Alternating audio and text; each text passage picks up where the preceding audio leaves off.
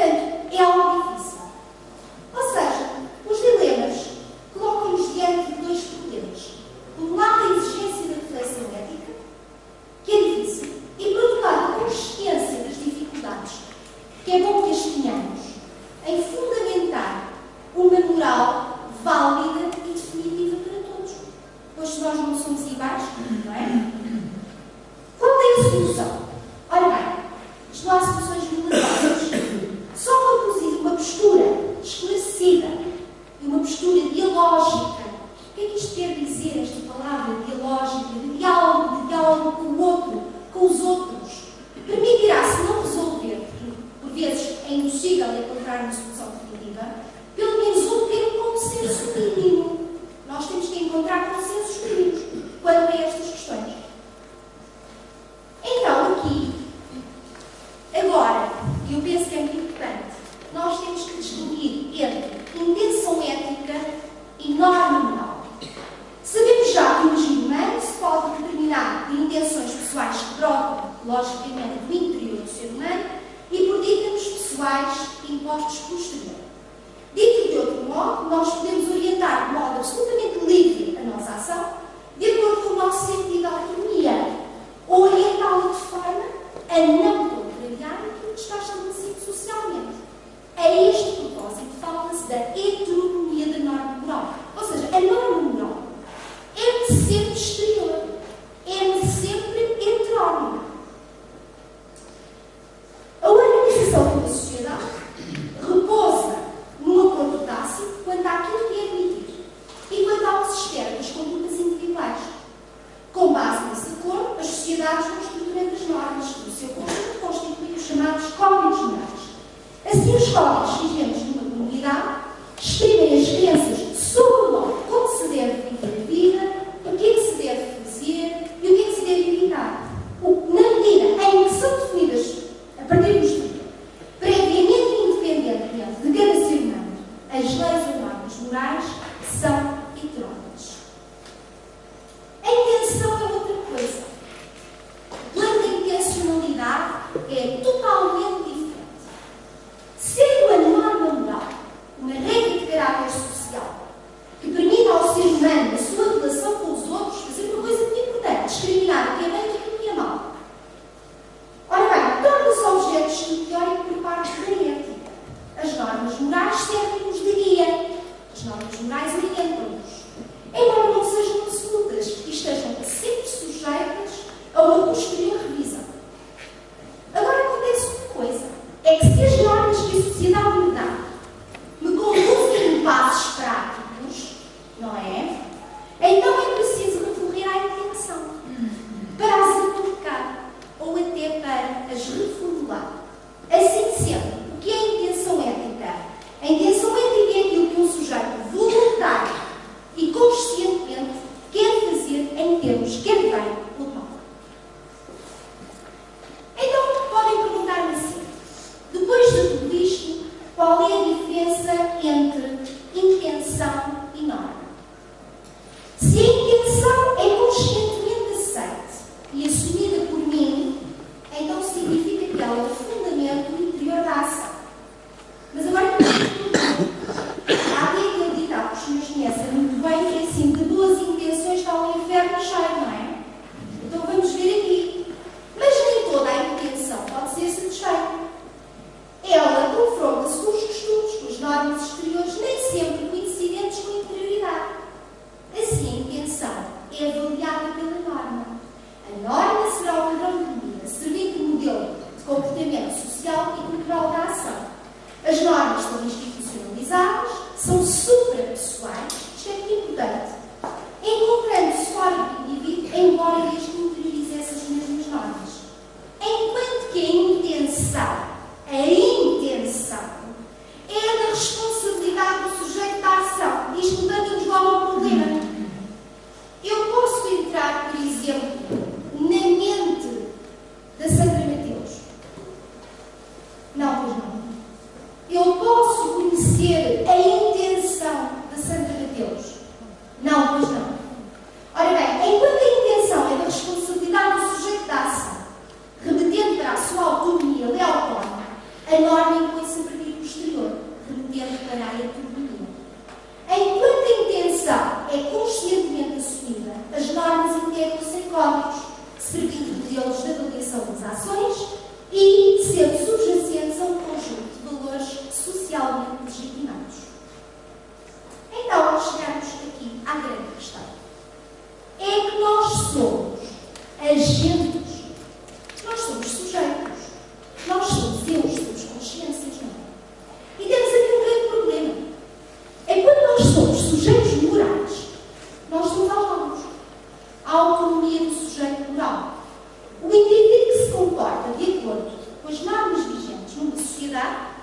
é apenas um ser socializado.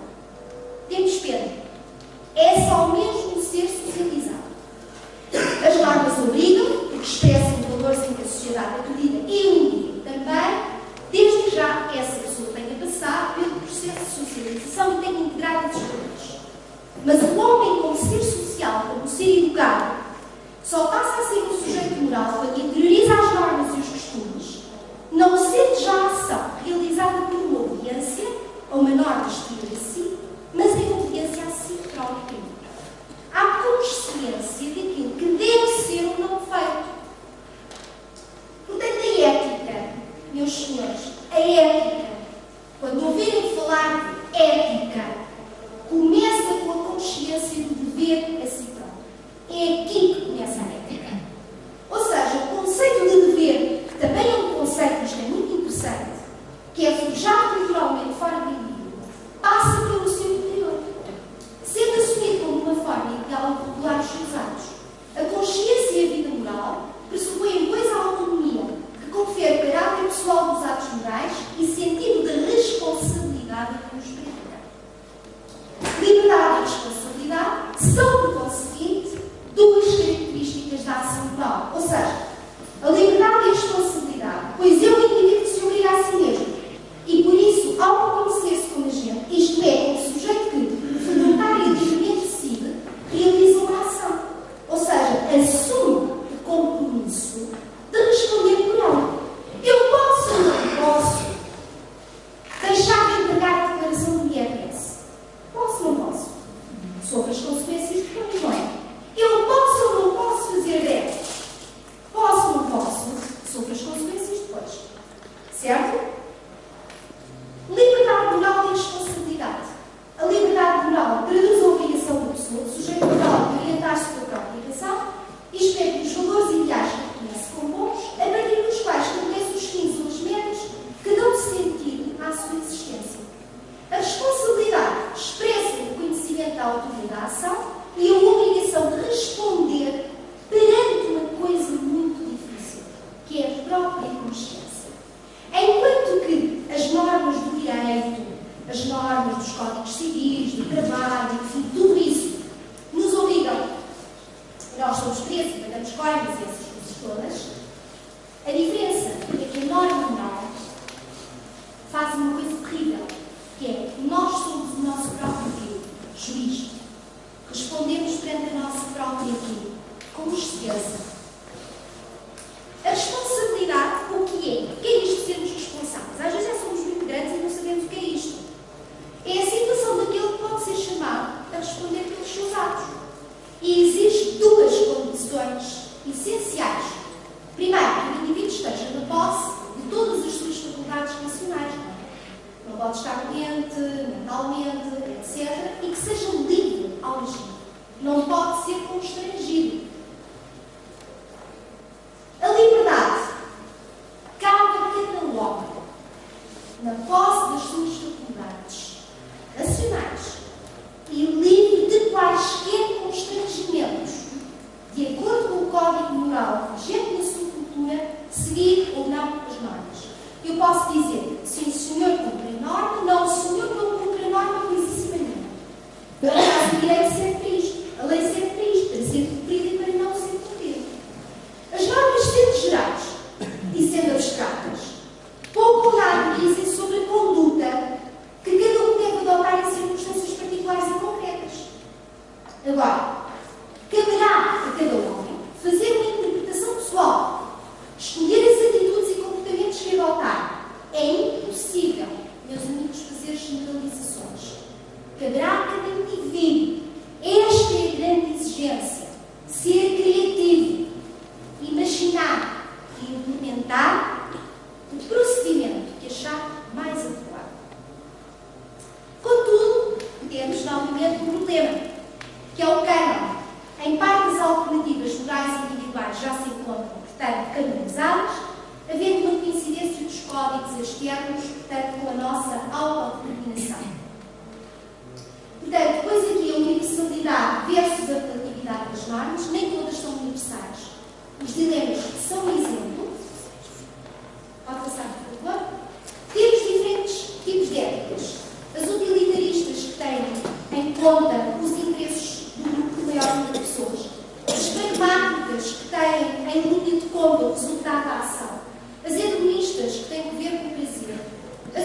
estas que têm a ver com a resignação, o sofrimento, a inevitabilidade da dor. E agora aqui, muito importante, as éticas racionalistas, erigindo o dever como critério de uma vida boa.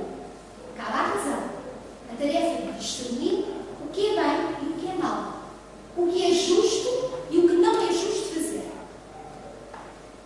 As éticas incluem-se, portanto, em dois grupos: as que põem a tónica nas consequências, chamadas teleológicas, e as que têm que ver com a tónica de intenção do sujeito, as deontológicas. Então, o que é uma vida ética?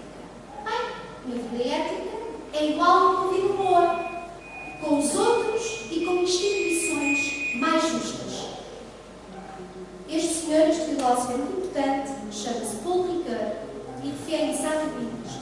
A vida é para ser politizada e vivida com o outro, com os outros, e as instituições representam também os outros.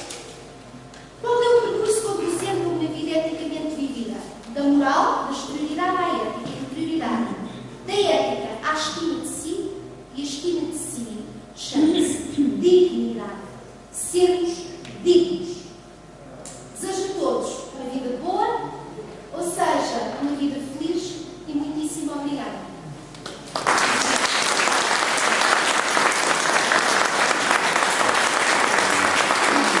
Obrigado pela primeira vez nas tertúlias se ouviu a palavra aborto, eutanásia e o testamento vital. Eu, em conversa com a doutora Maria Luz Nogueira, aqui há uns meses, quando estivemos a preparar este documento, falámos muito ao de leve nestes termos, e eu tinha dito que gostava muito de fazer uma tertúlia para realmente aflorar estas questões que são muito importantes. Eu tenho a sensação de que hoje vamos levar todos alguns ensinamentos, alguns palavrões que foram aqui ditos e que vão quase de certeza absoluta fazer nós refletirmos no nosso dia a dia. Agora vou então perguntar se há alguém que queira mencionar algo, e já temos aqui a nossa amiga. Boa tarde. Eu vim de propósito hoje de manhã uma diatrização sobre a questão da violência doméstica e combinei com o Carlos Moura para aí agora, quando der tempo, fazermos aqui uma coisa sobre violência doméstica, porque só este ano já vamos em 32 e ainda não acabámos nada. E as coisas estão a ser cada vez mais violentas, mas enfim, isso ficará para depois. E ainda por cima, agora com esta austeridade, há menos gente a ser presa, eles ficam cá fora, portanto matam-nos mais fora. E eu vim aqui pegar na sua questão da ética ou moral, que eu gostei muito, mas é muito difícil. Eu acho que podia ter sido mais pequenino, porque misturou ali as coisas, mas há duas outras coisas que eu, se me permite, sem nenhuma autoridade, apenas provavelmente ter mais uns anos que a minha amiga, nem gostaria de dizer. A questão da ética, como sabe, põe-se relativamente à decisão. E é, do meu ponto de vista, pouco pedagógico, do ponto de vista também da ética, quando nós vamos buscar situações radicais. Isto é, que a decisão do aborto não está quando a menina de 12 anos é violada e é uma criança a ter outra criança. Essa decisão é fácil. E muitas vezes as ideologias pecam por aí. Qual é o grande argumento da extrema-esquerda para qual é o grande argumento da extrema-esquerda? É que as mulheres estão todas a morrer de fome. E, portanto, não é, eu penso que a questão não é por isso. Por outro lado, a questão dos dilemas éticos, como sabe, varia com a idade. A self-experiência do ANS, o que é a experiência do ANS? É um senhor que fica sem dinheiro para comprar um remédio para a vida e que está a morrer. E primeiro pega ao farmacêutico que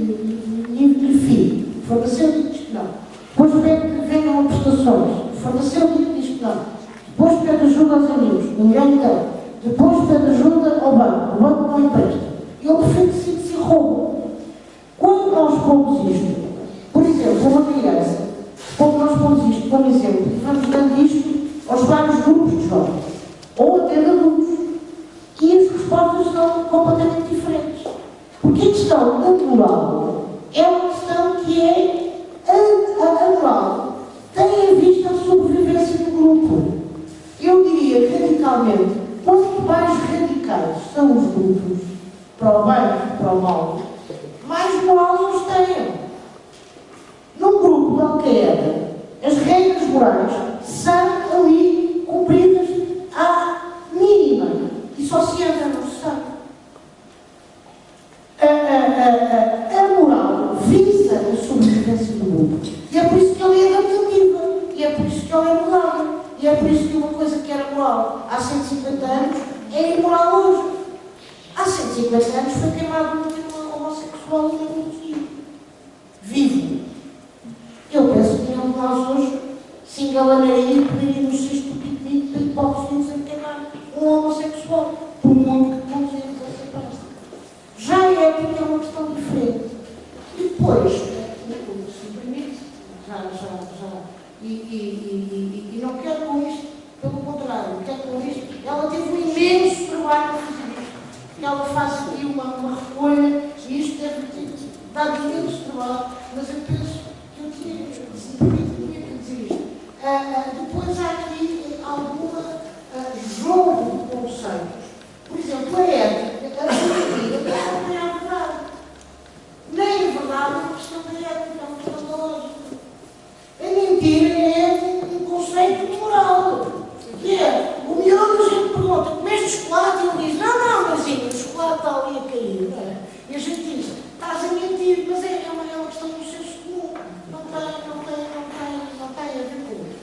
Por outro lado, eu queria chamar a atenção que alguém disse um texto tocante sobre o direito de mentir. A questão do mentir se põe no devo mentir, mas no posso mentir. E há uma grande diferença entre o dever ser e o poder ser. Não é?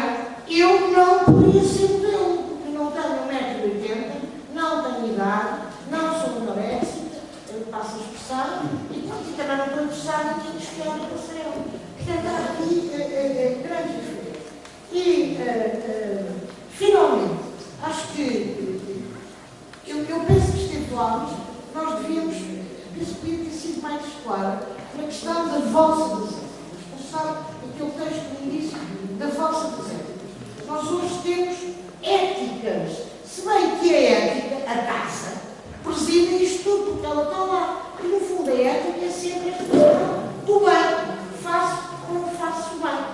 O resto, depois, como sabe, a bioética, a ecoética, a questão da economoética, da ética de pagar os impostos, estão vinculadas à ideologia, estão vinculadas à frente. E eu penso que quando misturamos a ética com a ideologia, podemos dar muito bem, mas podemos dar muito mal. Porque quando nós julgamos a questão do aborto a partir da Maria Teresa Salgado, podemos sempre também julgá-lo a partir do IVA. E aí podemos dar muito mal.